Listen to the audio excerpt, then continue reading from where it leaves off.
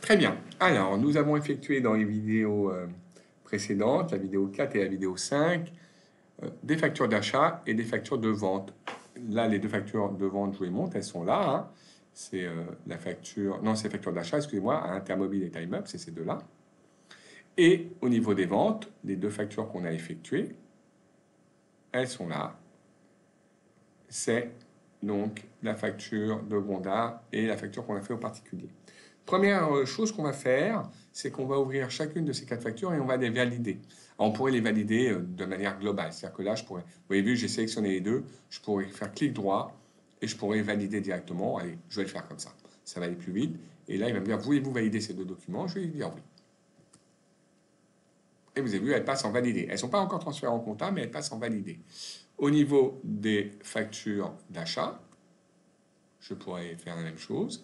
Je vais aller donc dans facture. Là, ces deux factures. Alors là, on ne voit pas si elles ont été validées ou pas.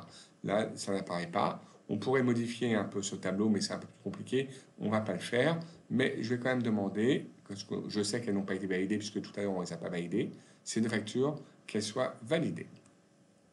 Il me propose aussi la validation et il me dit maintenant elles sont validées. On ne le voit pas, je vous dis encore une fois, on ne le voit pas, mais si je vais dessus, vous allez voir maintenant que cette facture, elle est passée en état de validation.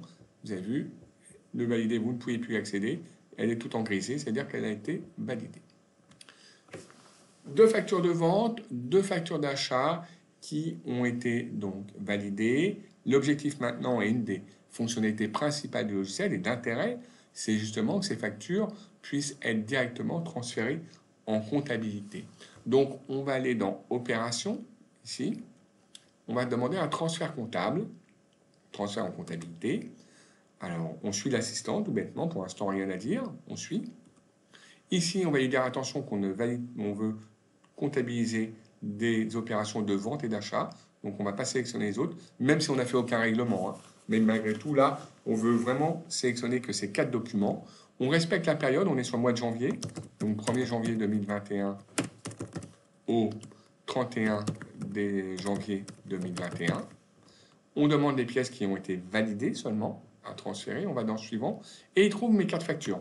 Alors, pourquoi il n'en trouve pas plus? Parce qu'il y en a quand même beaucoup plus. Vous avez vu des factures ici. Là, les factures d'achat, moi, il n'y a que ces deux-là qui apparaissent, alors qu'il y en a beaucoup plus.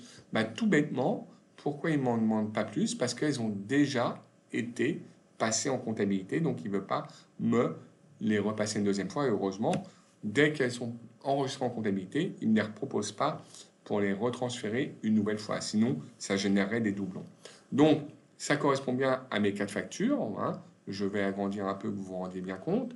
Ici, j'avais bien deux factures de vente, documents de vente, OK, qui commencent par FA, et les documents d'achat commencent par FF. En tout cas, ça correspond bien à mes quatre factures. Donc, je suis OK avec ça. Je vais donc faire suivant ici. Je vais faire un échange direct. C'est-à-dire que ça va directement apparaître dans le module de comptabilité. Je fais suivant. Il me remet les quatre factures, deux de vente, dont d'achat. Je suis donc OK et je fais lancer. Et il me dit opération terminée avec succès. Et bien, je suis content, tant mieux. Et donc, j'ai quatre écritures qui ont été envoyées. Je vais aller voir ça. Je vais donc faire fermer. Là, je suis encore en gestion co. Je vais aller voir en comptabilité. C'est toujours un peu long, hein, l'ouverture, mais ça va arriver. Ici, en comptabilité, je vais aller donc, attention, si je vais dans saisie du mois courant, ça correspond à la date la date du jour de votre ordinateur. Donc là, ça sera en octobre 2021. Donc je vais plutôt aller dans quotidien et saisie, demander les saisies par journaux, et je vais demander tous les mois. Parce que moi, je vous rappelle qu'on travaille sur le mois de janvier 2021. 2021, mois de janvier, vous voyez, j'ai des journaux ici. J'en profite pour vous dire que EAC veut dire le journal d'achat, BP, le journal de banque, CH, le journal de caisse, OD, le journal des opérations diverses, TZ, c'est pour les salaires, mais nous, on n'utilisera pas ça, et vente pour les ventes. Commençons par mes deux achats qui concernaient donc Intermobile et Time Up. Et on va voir si en date du 21 janvier et du 22 janvier, j'ai bien des écritures comptables qui sont passées. 21 janvier, voici l'écriture concernant l'achat auprès donc, du fournisseur 4 qui apparaît ici, vous voyez, c'est bien time up. La facture apparaît ici avec la dette envers le fournisseur, le compte d'achat, le compte ici de frais de transport, parce que je vous rappelle que dans cette facture, il y avait des frais de transport, et le montant de la TVA déductible. Et à chaque fois que vous cliquez, vous avez ici, vous voyez, l'intitulé du compte avec son solde total. Pas le solde de l'écriture, mais le solde total. Les frais de transport et la TVA. Et la deuxième, ça concerne bien donc le fournisseur intermobile, encore une fois, avec le compte d'achat et le compte de TVA. Je vais fermer, donc là c'est bon, ça fonctionne, pas de souci. Et ici, je vais aller voir pour mes ventes si ça fonctionne aussi.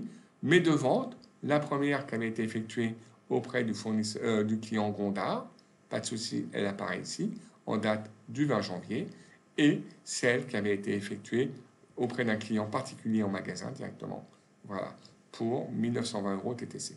Et là encore, à chaque fois, vous avez le compte de TVA, cette fois collecté, et le compte de vente, qui sont au crédit, et la créance envers le client au débit.